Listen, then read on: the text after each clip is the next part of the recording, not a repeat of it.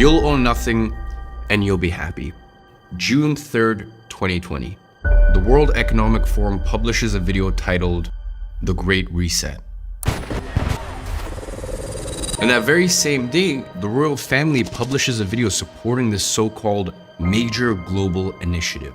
We have no alternative because otherwise we will end up having more and more pandemics. Now, over the coming weeks, multiple videos on the reset were published by the World Economic Forum. And they were starting to get more and more sketchy. His Excellency Xi Jinping, President of the People's Republic of China. Major economies should see the world as one community and coordinate the objectives, intensity, and pace of fiscal and monetary policy. And naturally, people started noticing that there was something rather nefarious behind this whole Great Reset initiative. And that begs the question, what are the real intentions behind the reset? Is it simply a failed marketing attempt at an actual genuine initiative? Or is it an attempt to concentrate the power in the hands of a few elitists and establish a new world order, as some are saying? And if so, who is behind this? And why the heck do we even need a reset in the first place? So today,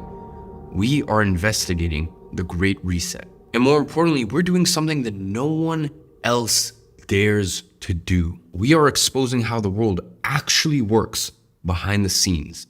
And some of you guys may think you know the story, but it goes so much deeper. I have uncovered secret plots to topple the financial system, the real motives behind some of history's biggest crises, and instances of government officials secretly funding their own war enemies while their troops were in the battlefield, and even a secret organization that controls 95% of the world's GDP. So this is the first episode in a 3-part series that has been half a year in the making. And you know, every time I thought I had come to an answer to my questions, a brand new problem would arise, leading to a never-ending rabbit hole that would eventually reveal who runs the world. It reveals the faces of those that hide in the shadows and use their puppets to control everything around us. And I call them the puppet masters. And the reason it took me so long to release this is because I wanted to figure out exactly how you can save yourself from their tyranny. And actually, let me just show you how I started this whole process in the first place. There is still one way out.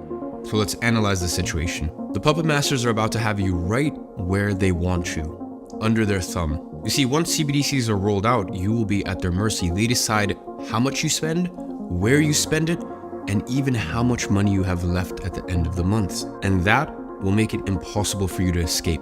You will be on a perpetual hamster wheel for the rest of your life, living paycheck to paycheck, because no matter how much you save, their negative interest rates will chew away at your savings, because they don't even view it as your money to begin with in the first place. Forget your property rights, forget your future, forget your liberty.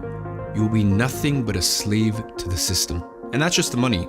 They said it themselves, you will own nothing and you'll be happy. You will eat the bugs because they control the food supply. And if you dare speak up, well then they'll be very upset and your social credit score will go down. Good luck getting a new rental agreement, and if you try to run away, good luck, because the next step in controlling energy supply is banning gas-powered cars. Because once everyone has electric cars, with a flick of a switch, they deem whether you are worthy or not of travel. The clock is seconds away from midnight.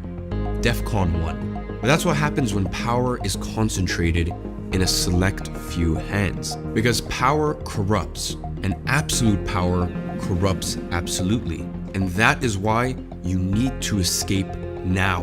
And that means you need to claw back the freedom you deserve. And the way to claw back that freedom is by 3 avenues. The first one is financial freedom, and this is obvious. Because once they have complete control over the financial system, they will make it impossible for you to be financially free. Because they want you to be dependent on them. They need you to be dependent on them.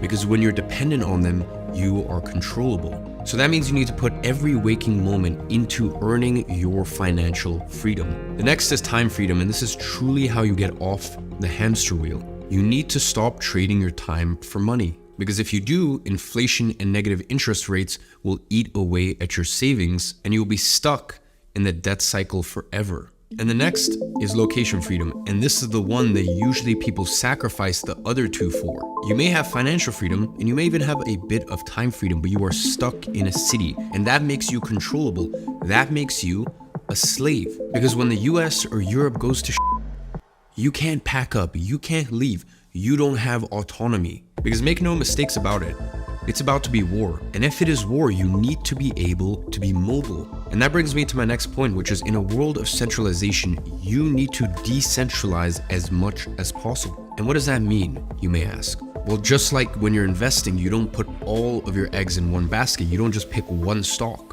In the same way, you can't just bet on one country, because if your country goes to shit, what are you gonna do? So you need to plan. And this is where multiple passports and multiple residencies come into the picture. And once you're financially free, this becomes a lot easier. In places like St. Kitts, you can earn citizenship through investment for as low as 150K. And you need to start tracing your lineage so that way you can see if you are eligible for any other citizenships. Look into things like digital nomad visas. Start looking in different countries, and this also applies for bank accounts. You need more bank accounts. You need them in more countries, because if one country starts to restrict withdrawals, well, then you're stuck. If one country starts tracking your carbon footprint and charges you for it, which by the way is already happening, I wrote about this a few weeks ago, but MasterCard has already implemented technology that is required to know your exact carbon footprint depending on your spending. And the next step, well, if you spend in non-climate friendly places, well, you'll be penalized. And what's worse is they're giving the technology to every major payment processor. And that's why you need more bank accounts. You need bank accounts in different countries. And it amazes me that more people don't do this. In the same way you treat your investments, you need to treat your cash. And realize that the only way you can complete these steps is if you have these 3 types of freedom that I've already told you about. And you have maybe 2-3 years before it's too late. But what I will say is that it feels like more people are starting to wake up. So if you want to reclaim the freedom that you were born deserving, you must act now. So instead of submitting to their globalist dystopia of the Great Reset, instead, together, let's make this the Great Escape. How do you think that went? Yeah, I think it went really well. I think the people are gonna like it. I kind of feel like we're just a broken record at this point. Like I kind of feel like we're just beating the same dead old horse. I mean, it's the truth. So there's not really much more you can do. I don't know. I feel like something just isn't right. But before I tell you the solution, let me tell you what got me to that point. Now, in order for you to truly comprehend what's going on, we need to set a timeline of events and understand who are the characters that play a role in this plot. But before we go there, we need to understand how we actually got here. So let's start from the beginning. June 3rd, 2020. That was the date that the name The Great Reset was first introduced. And really the idea was the following. Quoting the words from the Great Reset page from the World Economic Forum's website, our world has changed. We have greater challenges than ever before, and because of that, our systems need a reset. The C-19 crisis brings us a unique window of opportunity to reshape our world. There is an urgent need for global stakeholders to cooperate in simultaneously managing the direct consequences of this crisis. Now, all of these claims are pretty debatable. The world has changed. Has it really? Are today's challenges really greater than the ones we have been facing over the last hundreds of years? And even if they were, why does that mean that our world needs a reset? What does a world reset even mean in the first place? Now, before we dive into each one of these questions, let's go back to the timeline of events, because it's essential for you to understand the past before you can ever judge the future. And although the Great Reset launched on June 3rd, 2020, the seeds for it had been planted a long time ago. So let's go back to November 12th, 2016. The World Economic Forum publishes an article titled 8 Predictions for the World in 2030. And the very first prediction they made, number 1, you'll own nothing and you'll be happy. Whatever you want, you'll rent. Now they've been seeding the whole you'll own nothing and be happy narrative for almost a decade now. Now, who exactly has been pushing that? who are the puppet masters behind this whole narrative? It's an international organization called the World Economic Forum. Now, the World Economic Forum is basically an intergovernmental organization that connects the world's most powerful countries with government leaders from all major countries. Now, their objective? Tackle the world's most crucial challenges, which according to them are climate change, carbon emissions, gender pay gap, amongst a myriad of other things. And here are some of their members. CEOs such as Zuck and Bill Gates. You know, the classic ones everyone knows and dislikes. Other members such as Biden, China's dictator, Putin, Trump, royal family. It's basically a mastermind full of billionaires and the world's most powerful people, both from the private and public sector, who all take their jet or even fleet of private jets into Davos, which is obviously quite ironic considering that they're trying to tackle global warming and all that. But nonetheless, let's ignore that.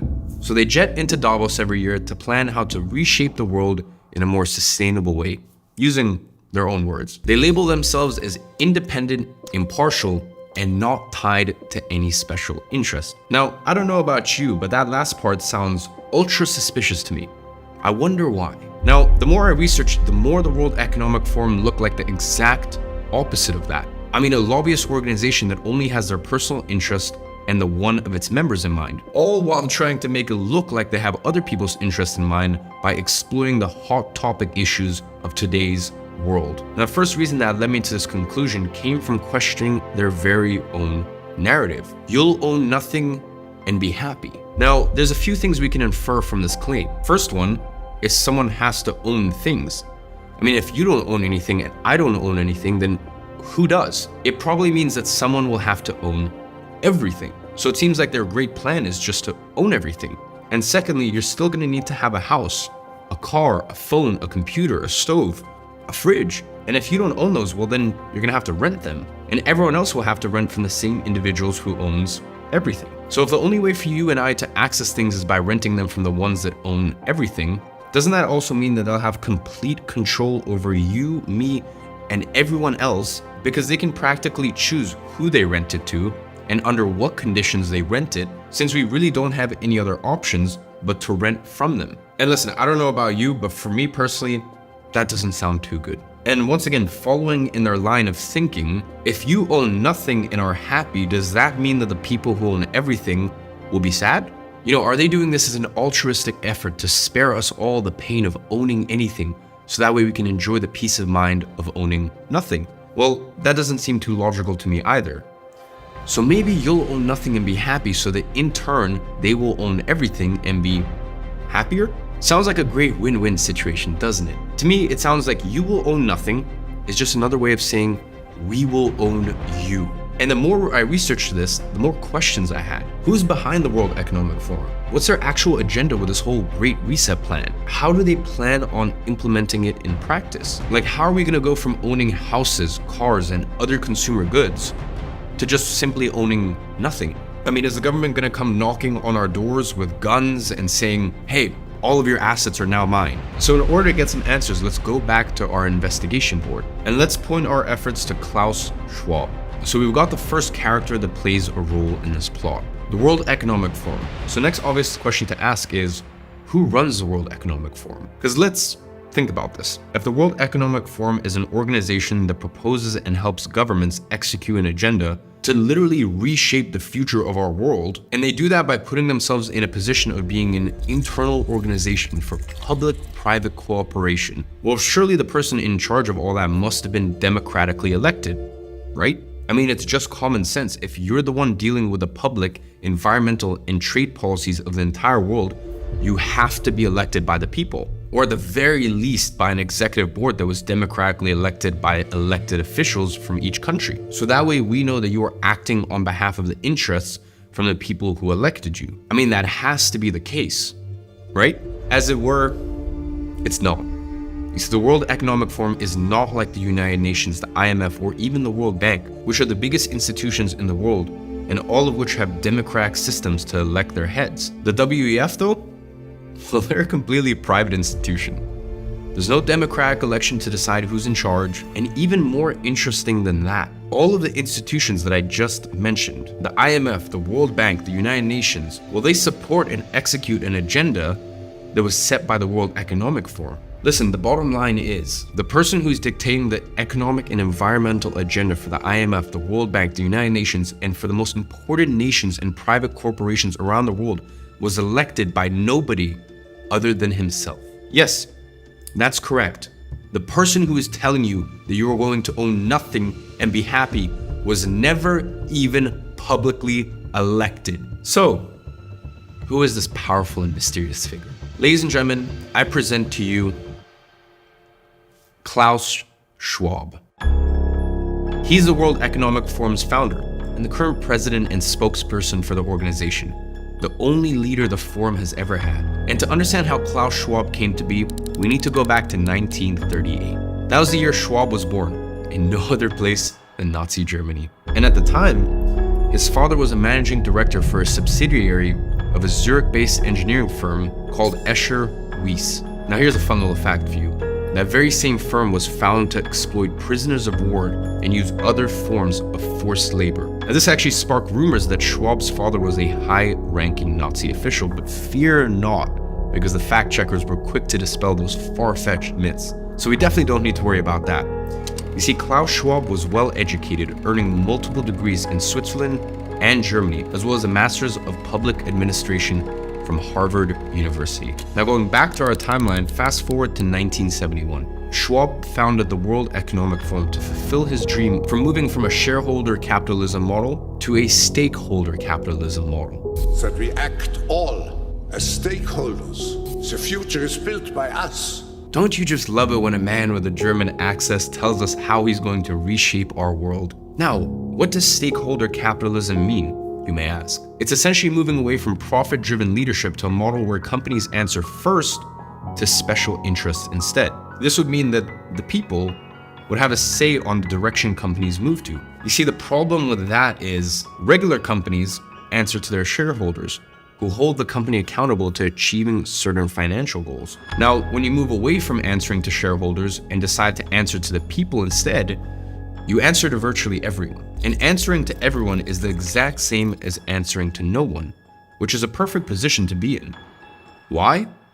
Because you get to claim you're acting on everyone's interests without having to answer to anybody in practice. You become the king, appointed by no one. So what Schwab is really saying when he's advocating for stakeholder capitalism is that he wants corporations to answer to special interests. The special interests of him and his friends at the WEF. He advocates for countries to stop using metrics like GDP and instead use metrics like climate action, sustainability, inclusivity, global cooperation, health, and well-being. The problem with that speech is that none of those are real metrics because they can't be measured objectively with numbers. And this is exactly what he wants, because then he can make himself unaccountable while pursuing a broader agenda. Now, at this point in my investigation, I thought I had a pretty clear idea of where things were going until I started to read Klaus Schwab's book, C19, The Great Reset. You see, what I found inside this book completely changed the direction of my entire investigation. And here's what I found. Throughout the entire book, Schwab kept repeating that this crisis was an opportunity. And I kept reading the word crisis over and over. And I quote, "One of the lessons of the past 5 centuries in Europe and America is this: acute crises contribute to boosting the power of the state. It's always been the case, and there's no reason why it should be different with the C19 pandemic." It was as if he was trying to make a point about how beneficial crises were to society. I mean, doesn't that sound completely backwards? Now, at first I tried to ignore it, but the same thing just kept popping up over and over. And I thought to myself, there has to be some untold reason behind Schwab's obsession with crises. So I decided to add that to my investigation board and jump down a completely different rabbit hole, because I started to investigate the biggest crises from modern times that preceded the creation of the World Economic Forum. The Panic of 1907, World War I, World War II, and more. And after literally months of research, I managed to piece everything together that at first glance looked completely unrelated. And that's when I noticed that there was a much bigger story to this whole Great Reset narrative that was simply not being told. And it involved players like the Federal Reserve, JP Morgan, and even the island nation of Bahamas. I started to notice that the reset was much bigger than petty politics or ideologies. It's not about left wing versus right wing, Not even close. The root of the problem is much deeper than that. And in order for you to understand it, we need to take another trip back in time and work our way through the timeline up until 1971, the year the World Economic Forum was founded. 1914, World War I. Now we often ask ourselves how it would even be possible to commit the heinous acts that marked the 20th century. And I think after I tell you the real story behind the US's entrance into World War I, things will begin to clear up. You see, you believe what you've been told in history class. You might even think that the US entered World War I for the greater good. I mean, after all, it was the influx of US troops coming at the brink of time that played a major role in the Allies' victory. So surely the US was motivated by pure intentions, a desire to restore peace in the world and fight evil. Well, the more I researched, the more I questioned that hypothesis. And I'm sure there were good actors who did want that, but the truth is, they were hardly the ones pulling the strings.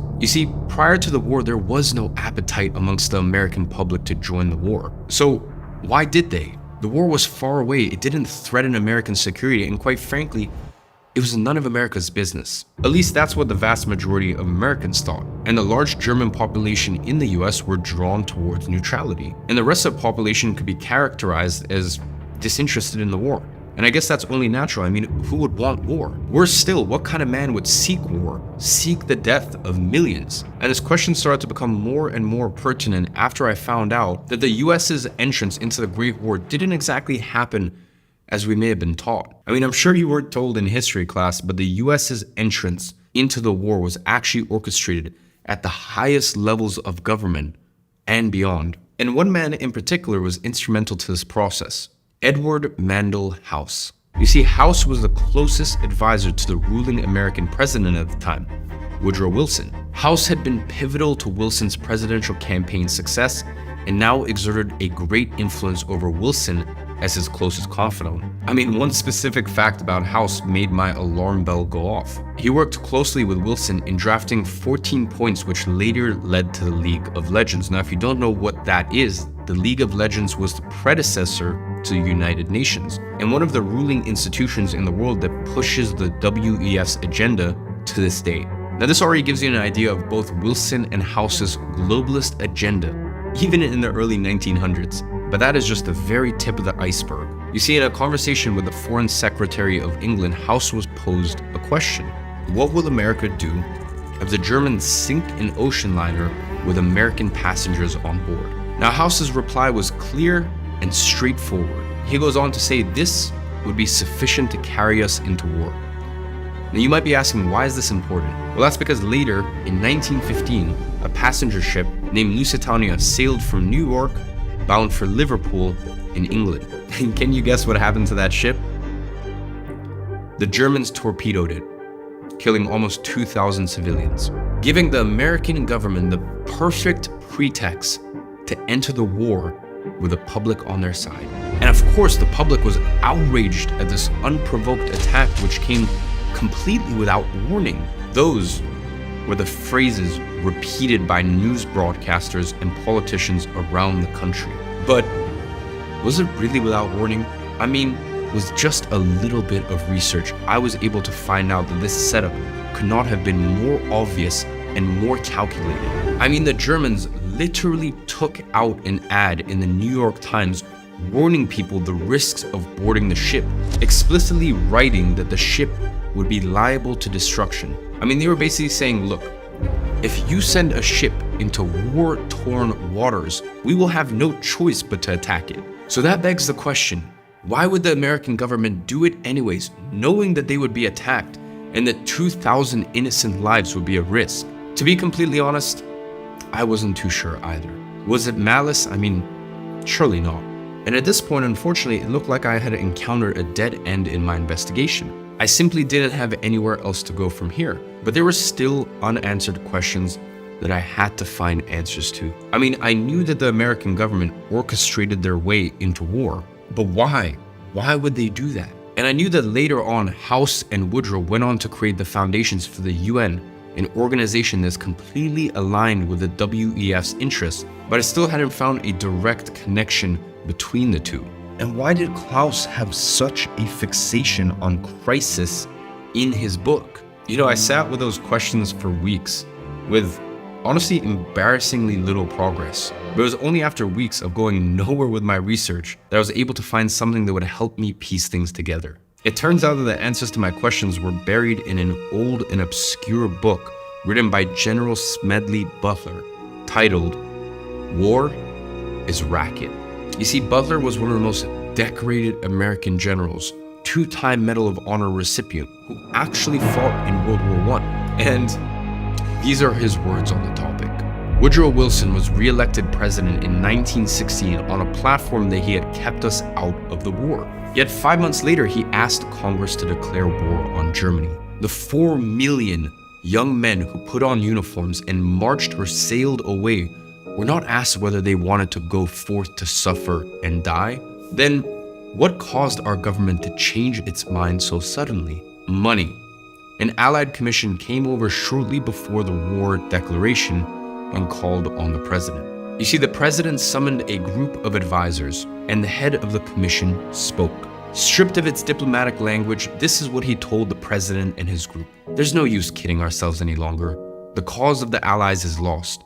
We now owe you, the American bankers, the American munition makers, manufacturers, speculators, exporters, $5 or $6 billion. And if we lose, and without the help of the US we must lose, we, England, France, and Italy cannot pay back this money, and Germany won't. And that, my friends, is an excerpt from Major General Smedley Butler's War is Racket, 1935. It has been estimated by statisticians, economists, and researchers that the war yielded $16 billion in profits. That is how the 21,000 billionaires and millionaires got that way. Okay, so that answers one of our questions, which is why would Americans force their way into war? Money. Now, it's not like that money went straight to the American government. You see, as we've seen already, there are shadow figures who control the government's agenda to align with their own interests. So that led me to the next obvious question: who really got rich off the war?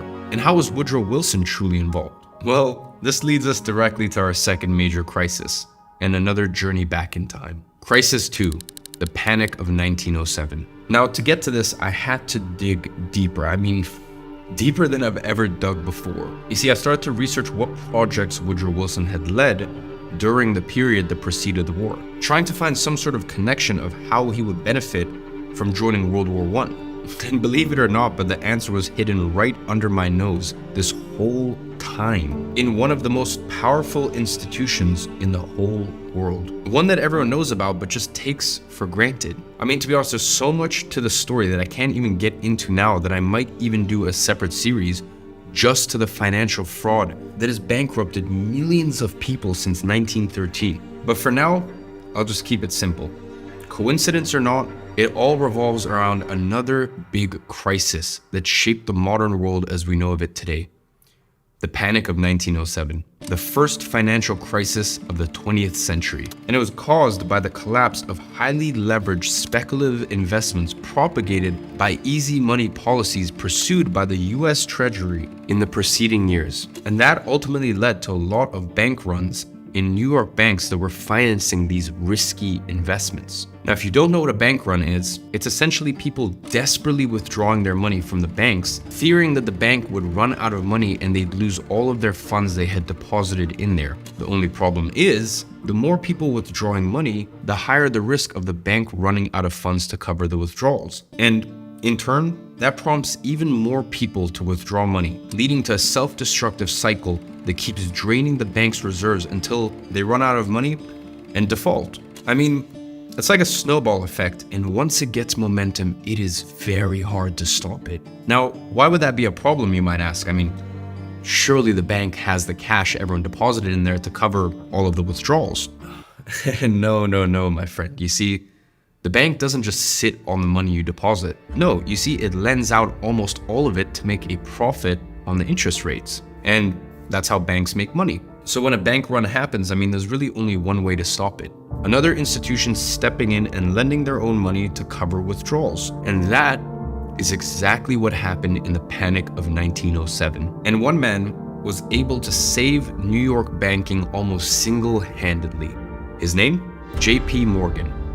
You see, JP Morgan bailed out the banks by putting his own money on the line. Now, why would he do that? Why would one of the most powerful men in the world put his own money on the line to save his competitors from defaulting? Well, there's two explanations. Number one is that, JP Morgan is very generous and deeply cared about his competitors to the point where he would risk his own bank to save others.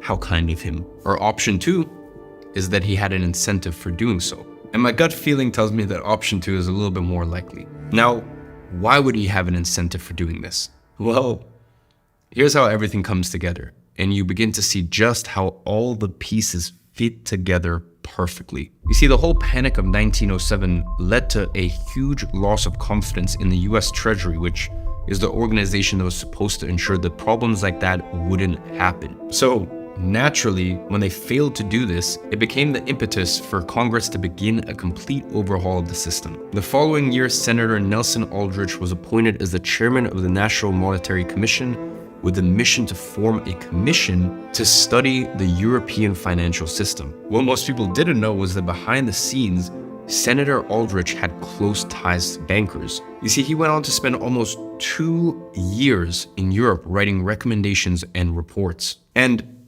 here's what happened. Upon his return, instead of handing out his reports straight to Congress, Aldrich decided to do something else. On the evening of November 22nd, 1910, Senator Aldrich left New Jersey on a train in complete secrecy alongside 6 other individuals who all dropped their names in favor of code names so no one would discover who they all were. And their destination? A private secluded island off the coast of Georgia. It was called Jekyll Island.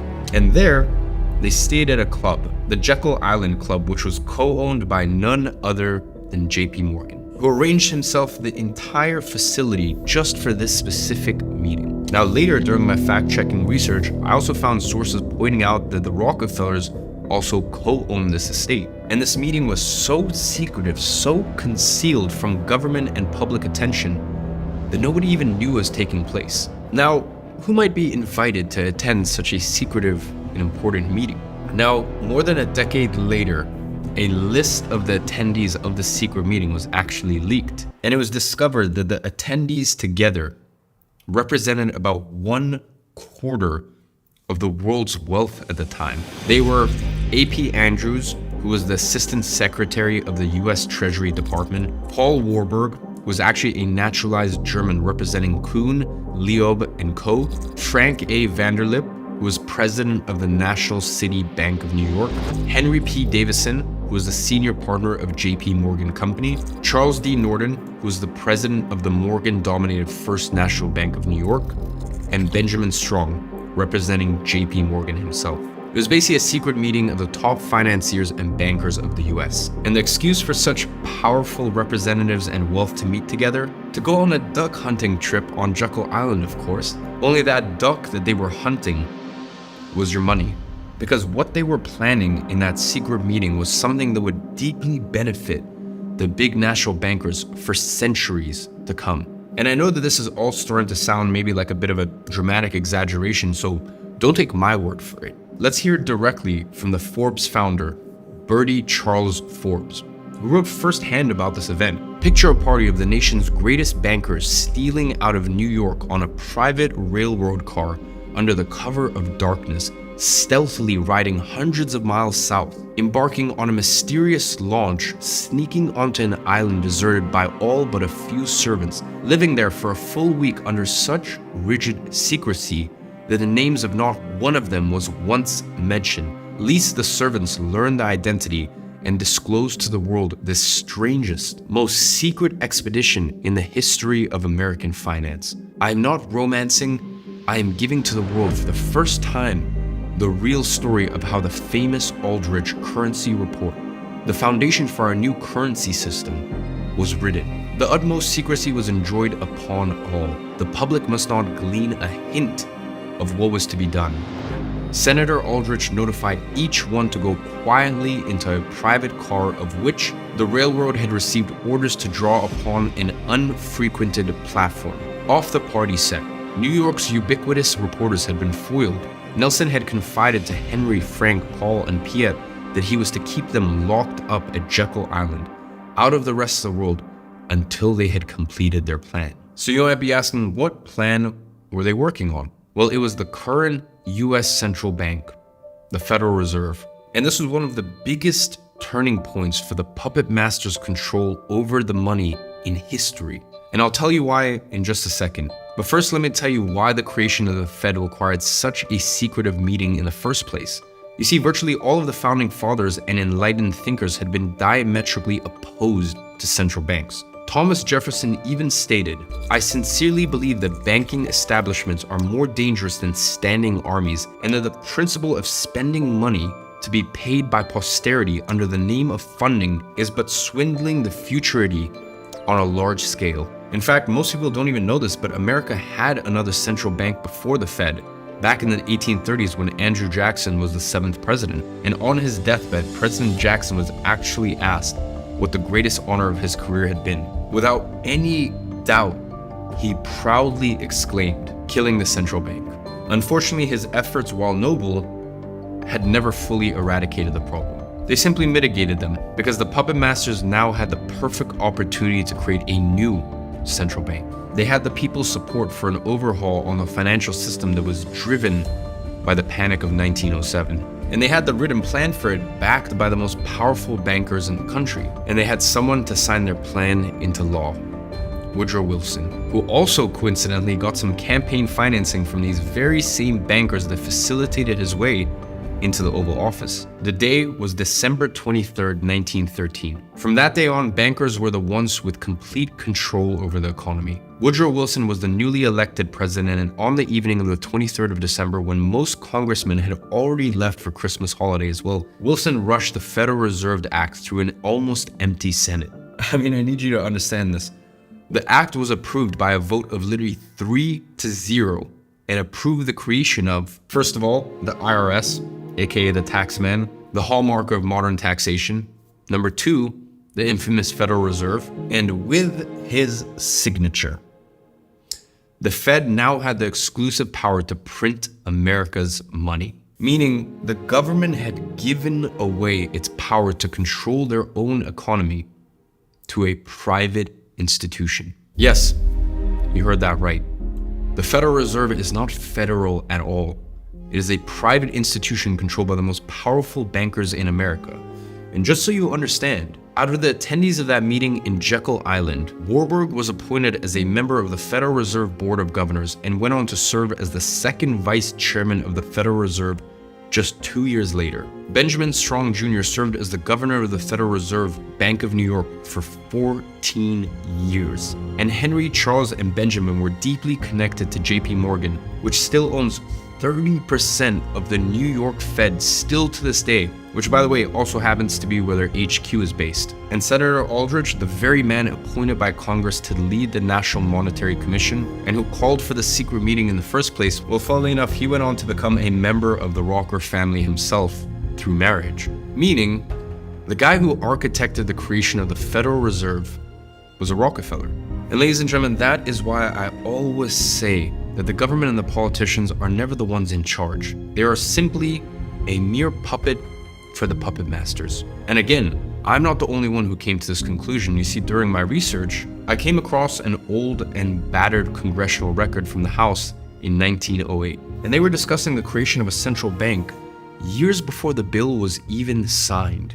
And here's what they said. This, sir, is a step backward in the advancement of our people and our government. It is a step toward the enthronement of a monarchical power. I repeat, sir, this has ceased to be a matter of political differences and is neither a question of republicanism or democracy, but is a question of whether Wall Street or the people shall rule this American government. Like I said before, this isn't about petty politics. This is about something much deeper.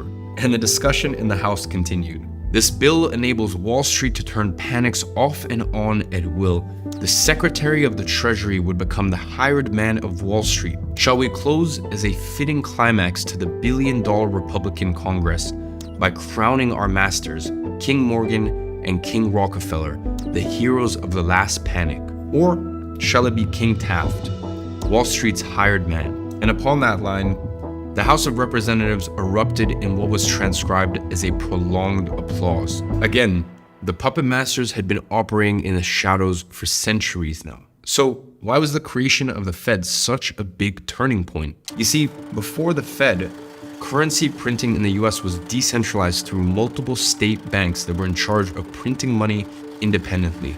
And after the creation of the Fed, the bankers behind it now had managed to centralize money printing under one institution, which means they were now in complete control over the country's money supply. And just a few short years later, Woodrow Wilson launched the US into World War I, as we already know. So after all that, in whose interest was it to join the war?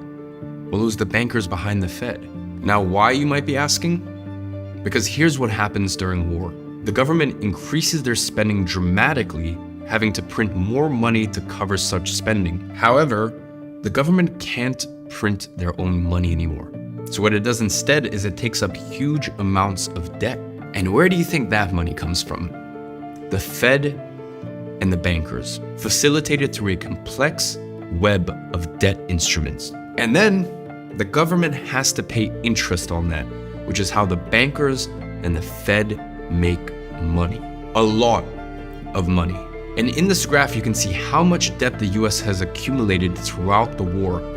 The higher the spikes, the more money the Fed makes as interest. Even Congressman Charles Lindbergh spoke about the events of 1907 as a great scheme, saying that the king bankers knew the conditions of the market and informed their close friends as to what was to come. There would be a panic in the fall of 1907 that would be advertised as the result of our bad banking and currency laws, which primed the system for overhaul in the form of a central bank. And later, Charles went on to discuss Woodrow Wilson's act. This act establishes the most gigantic trust on wealth. When the president signs this act, the invisible government by the money power will be legalized. Now, you know exactly what he meant by the invisible government by the money power. Now, I'm gonna be honest with you. Even after all of this evidence, I was still not convinced about the real interest behind the Federal Reserve and if they were as nefarious as my research was making them seem to. It was only after I got my hands on a lost document from 1932 that my mind changed. You see, this document is stored in the document division of the Stanford Library, and it reports the hearings of an investigation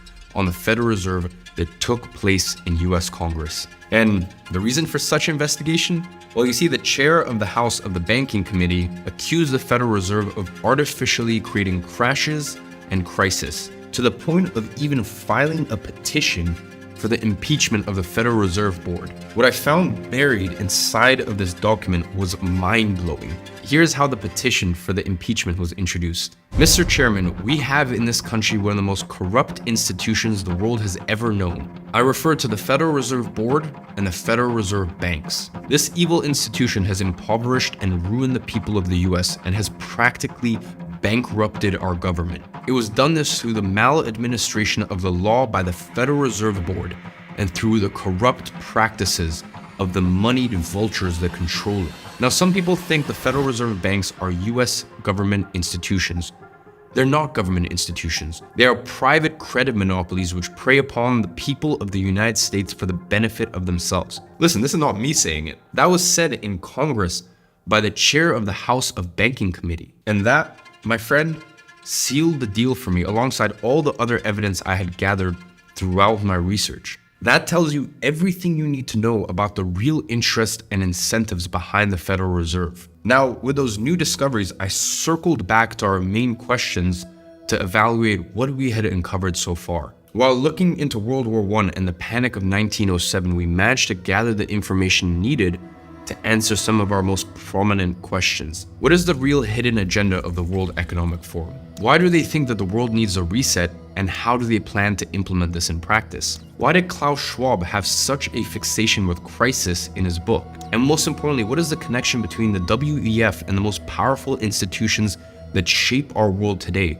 such as the Fed, the UN, the World Bank, the IMF, etc. At this point, we have already found out why the American government orchestrated their way into the war. And secondly, who got rich off of that war. And thirdly, how the Fed was connected to all of these efforts. So there's still a few questions that remain unanswered. And here's where I actually noticed something interesting. You see, the World Economic Forum and the Great Reset are all global initiatives with worldwide impact. So if that's the case, why does everything we've managed to uncover so far only relate to the US? How did they manage to go from controlling the US money supply to controlling the money worldwide? And here is where things take an unexpected turn. And we look at our third crisis, World War II.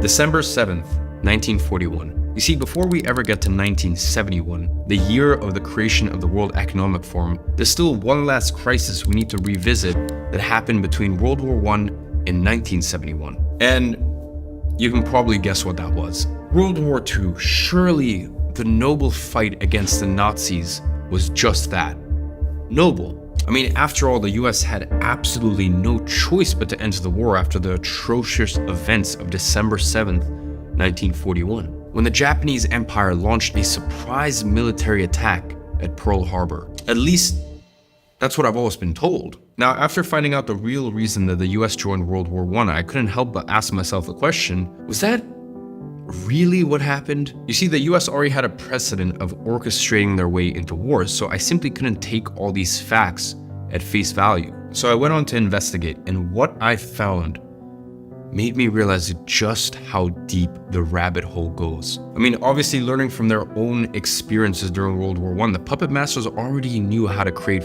filthy amounts of wealth through war. I mean, their blueprint was simple. Get the government to spend a lot and create internal debt, and then loan money to the government from the Fed and others. Then get paid interest on those loans. The more debt the government creates, the more money the puppet masters make. Listen, we already know the drill. And you can see how effective that was when we update our chart that shows the internal debt with the data for World War II. Pretty much 4 times more debt than in World War I. But what's more is with all that new cash leads to the puppet master's favorite control tool, inflation. In the years after the war, inflation soared by 20%. And who reaps the benefit of prices going up? Asset owners. Who get screwed? Everyday people. While their purchasing power was getting wrecked, the asset owners enjoyed the benefits. The Dow rallied over 500% over the next 20 years. So not only do puppet masters get rich off the war and its money printing, but they got even richer from the economic effects of printing money and inflation. But we already saw that after World War I, where the Dow also surged 500% before the Great Depression. So that's the unexciting part. That's old news, because I found out that this tactic is just the tip of the iceberg. During World War II, the puppet masters got even more creative and came up with an ingenious idea. An idea that made last war's profits feel like pennies on the dollar. And the way that I got to that discovery was by asking myself this question. If the US war efforts are financed by the bankers, who finances the other side of the wars? I mean, who is financing the Nazis? Do they have an equivalent of the Fed loaning them crazy amounts of money to pay off their war debts? Turns out the answer is yes and no. You see, here's the thing. Germany didn't have a huge central bank with access to ungodly amounts of money like the US does with the Fed. So Hitler had to find other ways of financing his efforts. And here's where a guy called Fritz Thyssen comes into the picture. Thyssen helped finance Hitler's plans for over a decade.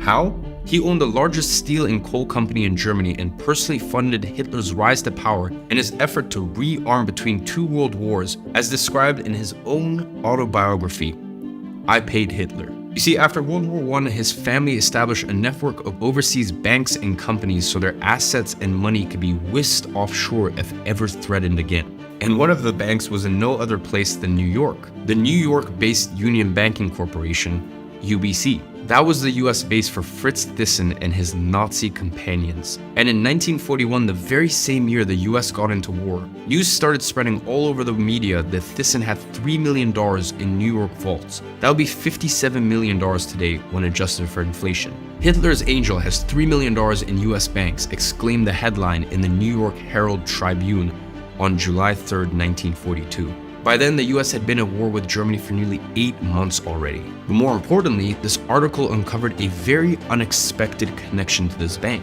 It found out that one of the managing directors of the bank at the time was none other than President George H.W. Bush's father, Prescott Bush. This was heavily denied by the US media at the time, perhaps unsurprisingly. Yet 60 years later, some documents were released by the National Archives and Library of Congress revealing that Prescott Bush indeed served as a business partner of and U.S. banking operative for the financial architect of the Nazi war machine from 1926 until 1942 through the Union Banking Corporation Shell, the very same bank that had partly financed Hitler's rise to power. And by the late 1930s, UBC had bought and shipped millions of dollars of gold, fuel, steel, and U.S. Treasury bonds to Germany, both feeding and financing Hitler's build-up to war. And finally, in 1942, UBC's huge gold purchases raised suspicions that the bank was in fact a secret nest egg hidden in New York for Thyssen and other Nazi leaders. Some people even suspected that the bank was holding gold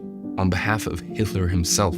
And the government ended up confirming Thyssen's control of Bush's UBC, and in October 1942, the bank was seized under the Trading with the Enemy Act. And by November, the Silesian American company, another of Prescott Bush's ventures, had also been seized. He got caught red-handed. And you know what happened to him and all of his assets? Absolutely nothing. The assets were held by the government for the duration of the war, then returned afterwards, meaning he got caught stealing US gold to fund their biggest war enemy and make a profit on it, and in the end he wasn't charged and got to keep all of the stolen gold. That, my friends, is the power of the puppet masters. I mean, it's almost poetic, isn't it? Now the question becomes, why would they fund their own war enemies? You see, there's two ways for a country to get rich off war. One is by winning the war and funding the victory, and then there's one other more sinister way to do it, arming both sides of the conflict. And it all goes back to our main character in this whole story, Klaus Schwab, who preaches that crisis brings us unique windows of opportunity. As you can see, the opportunity to grow and perpetuate power and control. So why not fund both sides of war to breed a crisis? And as a result, grow your power and control even further. Now we're going to circle all of this back to Klaus Schwab, but let's answer our unanswered questions first. Remember when I asked if there was an equivalent of the Fed to finance the Nazi Germans? And the answer was yes and no. No, because as I just mentioned, the Union Banking Corporation and Thyssen partly financed Hitler's rise to power. And yes, because other parts of Hitler's rise to power was financed by another institution, which was indeed a central bank. Just like the Fed, the difference is this one is not a German central bank. It is not a transnational central bank. It is an institution that is above all of those, above the Fed, above all central banks. And just like me, when I started this investigation, you've probably never even heard of them before. But its influence is so great that the organization controls 95% of the world's wealth to this day.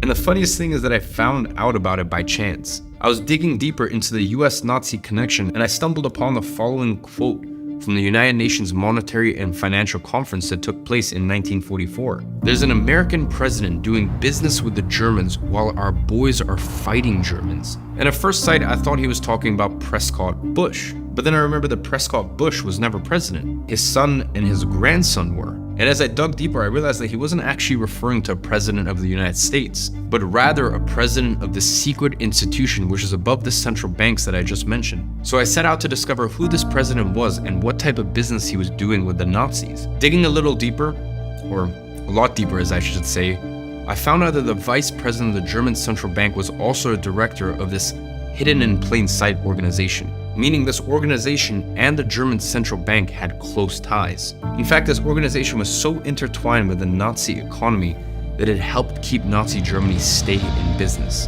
It carried out foreign exchange deals for the German central bank. It accepted looted Nazi gold.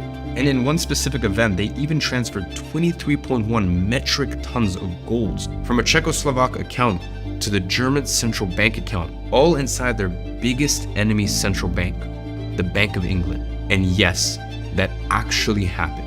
All through the accounts of this hidden organization. It was so useful to the Nazis that they referred to this organization as the German central bank only foreign branch. All of that while having an American banker as the president of the organization. Their reach and connections were vital for Nazi Germany. So much so that all throughout the war, the German central bank continued paying interest on all the money loaned by this organization. And here's where things get interesting.